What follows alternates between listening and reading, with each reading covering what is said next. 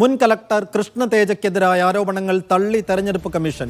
കൃഷ്ണ തേജയ്ക്കെതിരായി ഉയർന്നു വന്ന ആരോപണങ്ങൾ തെറ്റിദ്ധരിപ്പിക്കുന്നതാണ്. വോട്ടർ പട്ടികയുമായി ബന്ധപ്പെട്ട ആരോപണങ്ങൾ ഉണ്ടെങ്കിൽ നിയമവഴി തേടണമെന്നും മുഖ്യ തെരഞ്ഞെടുപ്പ് കമ്മീഷണർ പ്രതികരിച്ചു. തെരഞ്ഞെടുപ്പ് സമയത്ത് തന്നെ പരാതി നൽകിയിട്ടും പരിഗണിച്ചില്ല എന്നായിരുന്നു കലക്ടർക്കെതിരായ ആരോപണം.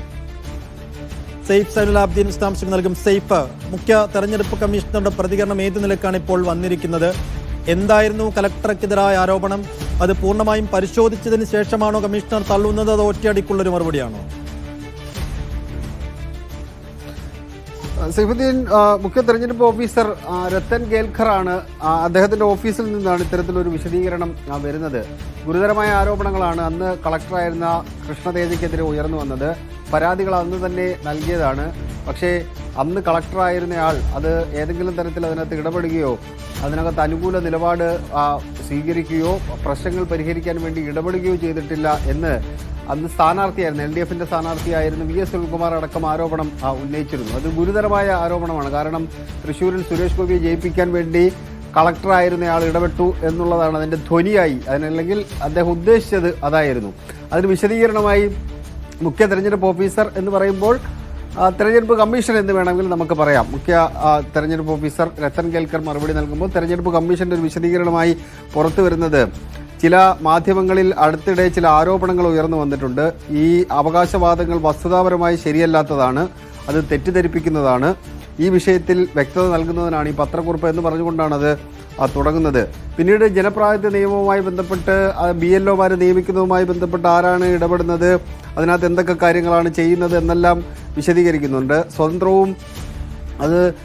സ്വതന്ത്രപരമായിട്ട് തെരഞ്ഞെടുപ്പ് നടത്തുന്ന സംവിധാനമാണ് തെരഞ്ഞെടുപ്പ് കമ്മീഷൻ എന്ന് പറയുന്നത്. ഉദ്യോഗസ്ഥർക്കെതിരെ അടിസ്ഥാനരഹിതമായ ആരോപണങ്ങൾ ഉന്നയിക്കുന്നതിൽ നിന്ന് എല്ലാവരും വിട്ടുനിൽക്കണം എന്നുള്ള ആവശ്യമാണ് മുഖ്യ തെരഞ്ഞെടുപ്പ് ഓഫീസർ രത്തൻ കേൽക്കർ മുന്നോട്ട് വച്ചിരിക്കുന്നത്. വോട്ടർ പട്ടികയുമായി ബന്ധപ്പെട്ട് എന്തെങ്കിലും ആശങ്കകളോ പരാതികളോ ഉണ്ടെങ്കിൽ കോടതിയെ സമീപിക്കുകയാണ് ചെയ്യേണ്ടത്. അല്ലാതെ തെരഞ്ഞെടുപ്പ് സംവിധാനത്തെ ആരോപണത്തിൻ്റെ മുൾമുനയിൽ നിർത്തുന്നത് ശരിയല്ല എന്നുകൂടി അദ്ദേഹം പറഞ്ഞു വെക്കുന്നുണ്ട്. എല്ലാവരും ഉത്തരവാദിത്വത്തോടു കൂടി പെരുമാറണം എന്ന് പറഞ്ഞുകൊണ്ട് കൃഷ്ണതേജയെ ന്യായീകരിക്കുകയാണ് മുഖ്യ തെരഞ്ഞെടുപ്പ് ഓഫീസറായ രത്തൻ കേൽക്കർ ചെയ്തിരിക്കുന്നത്. മുഖ്യ തെരഞ്ഞെടുപ്പ് ഓഫീസർ എന്നതിനപ്പുറത്തേക്ക് തെരഞ്ഞെടുപ്പ് കമ്മീഷൻ എന്ന് വേണമെങ്കിൽ നമുക്ക് പറയാം.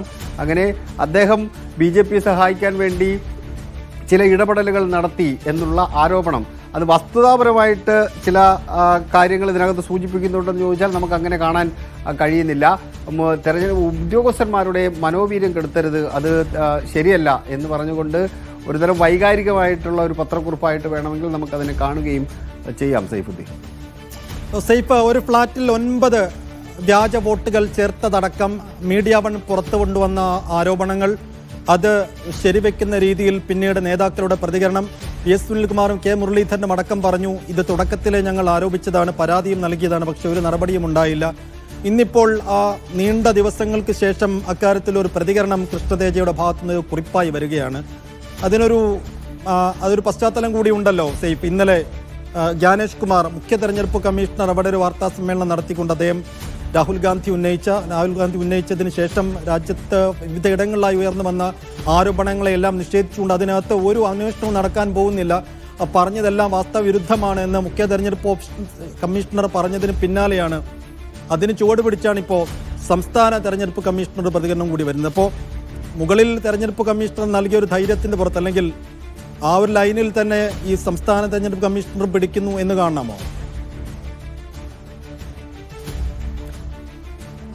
ആ ചോദ്യവും കറക്റ്റാണ്, അതിന് സൈഫുദ്ദീൻ പറഞ്ഞ ഉത്തരവും കറക്റ്റാണ്. അതിൻ്റെ ചുവട് പിടിച്ചുകൊണ്ട് തന്നെയാണ് അതിനകത്ത് കാര്യങ്ങൾ ഉണ്ടാകുന്നത്. പക്ഷേ ഇന്നലെ ചോദിച്ച ചോദ്യങ്ങൾക്കെല്ലാം കൃത്യമായ ഉത്തരം ഉണ്ടായിരുന്നോ എന്ന് ചോദിച്ചാൽ, മുഖ്യ തെരഞ്ഞെടുപ്പ് കമ്മീഷണറുടെ മുന്നിലേക്ക് മാധ്യമങ്ങൾ ചില ചോദ്യങ്ങൾ ഉന്നയിക്കുന്നുണ്ടായിരുന്നു. പലതരത്തിലുള്ള ചോദ്യങ്ങൾ ഉന്നയിക്കുന്നുണ്ട്. വേണമെങ്കിൽ ഉത്തരം പറയാത്ത 10 ചോദ്യങ്ങൾ നമുക്ക് ഈ ഘട്ടത്തിൽ പറയാം. സൈഫുദ്ദീൻ ആ പത്രസമ്മേളനം കണ്ടിട്ടുള്ളത് ആയിരിക്കും. പല ചോദ്യങ്ങൾക്കും ഉത്തരവില്ല, പലതിനും നെക്സ്റ്റ് എന്ന് പറഞ്ഞ് പോകുന്ന മുഖ്യ തെരഞ്ഞെടുപ്പ് കമ്മീഷണറെയാണ് നമുക്ക് കാണാൻ കഴിഞ്ഞത്. അവരുടെ വിശ്വാസ്യതയെ ബാധിക്കുന്നു എന്ന തോന്നലിൻ്റെ അടിസ്ഥാനത്തിലായിരിക്കും അത് ചെയ്തത്. എന്തായാലും അവർ നൽകിയ ഒരു പിന്തുണയുടെ അടിസ്ഥാനത്തിലാണ് ഇങ്ങനെയുള്ള ആരോപണങ്ങൾ വരുമ്പോൾ, ഒരു ഭരണഘടനാ സ്ഥാപനത്തിനെതിരെ ഗുരുതരമായ ആരോപണങ്ങൾ വരുമ്പോൾ അതിനെ ഗണ്ണിച്ച് മുന്നോട്ട് പോകണം എന്ന് നിർദ്ദേശം സ്വാഭാവികമായിട്ടും ഉണ്ടായിരിക്കാം. അതിനപ്പുറത്തേക്ക് കടന്ന് വിശ്വാസ്യതയെ ചോദ്യം ചെയ്യുമ്പോൾ ആ വിശ്വാസ്യത ഞങ്ങൾ പാലിച്ചിട്ടുണ്ട് എന്ന് തെളിയിക്കാൻ കഴിയുന്ന എന്തെങ്കിലും കാര്യങ്ങൾ അവർ ചെയ്തിട്ടില്ല എന്നുള്ളതാണ് മറ്റൊരു പ്രധാനപ്പെട്ട കാര്യം. ഇപ്പോൾ തിരുവനന്തപുരത്ത് നിന്ന് മുഖ്യ തെരഞ്ഞെടുപ്പ് ഓഫീസറുടെ ഓഫീസിൽ നിന്ന് വന്നിട്ടുള്ള പത്രക്കുറിപ്പിൽ BLOമാർ നിയമിക്കുന്നത് അതെങ്ങനെയാണ് വോട്ട് ചേർക്കുന്നത് അടക്കമുള്ള കാര്യങ്ങൾ വരുന്നുണ്ട്. ഇതിനകത്ത് ചില പ്രശ്നങ്ങളുള്ളത് BLOമാരെ നിയമിച്ച് അവർ വോട്ട് ചേർത്തു, അതുമായി ബന്ധപ്പെട്ട കാര്യങ്ങളെല്ലാം പരിശോധിച്ച് ഏറ്റവും അവസാന ഘട്ടത്തിൽ കരട് പട്ടിക പ്രസിദ്ധീകരിച്ച് അവസാന ഘട്ടത്തിലെ പട്ടികയിലേക്ക് വരുമ്പോഴാണ് ഇത്രയും വോട്ട് കൂട്ടത്തോടെ ചേർക്കുന്നത്. അവിടെ ആ ഘട്ടത്തിൽ പരാതി നൽകുന്നുണ്ട്, ഈ പാർട്ടികൾ പരാതി നൽകുന്നുണ്ട്. ആ പരാതി നൽകിയിട്ട് ആ ഘട്ടത്തിൽ അദ്ദേഹം ഇടപെട്ടിട്ടില്ല, കൃഷ്ണതേജ ഇടപെട്ടിട്ടില്ല എന്നുള്ളതാണ് ഇവർ ഉന്നയിച്ച ഏറ്റവും പ്രധാനപ്പെട്ട ആരോപണം. അത് ആരോപണമായി നിലനിൽക്കുമ്പോൾ ഉദ്യോഗസ്ഥരുടെ മനോവീര്യം കെടുത്തരുതെന്നൊരു വാചകം അതിനകത്ത് പറഞ്ഞുകൊണ്ട് ഞങ്ങളുടെ ഭാഗത്തു നിന്ന് ഒരു തെറ്റുമില്ല എന്നൊരു ന്യായീകരണ സ്വഭാവം തെരഞ്ഞെടുപ്പ് കമ്മീഷന്റെ ഭാഗത്ത് നിന്ന് ഉണ്ടാകുന്നു. അത് ഇന്നലെ നമ്മൾ ഡൽഹിയിൽ കണ്ടത്, ഇന്ന് തിരുവനന്തപുരത്ത് നിമിഷം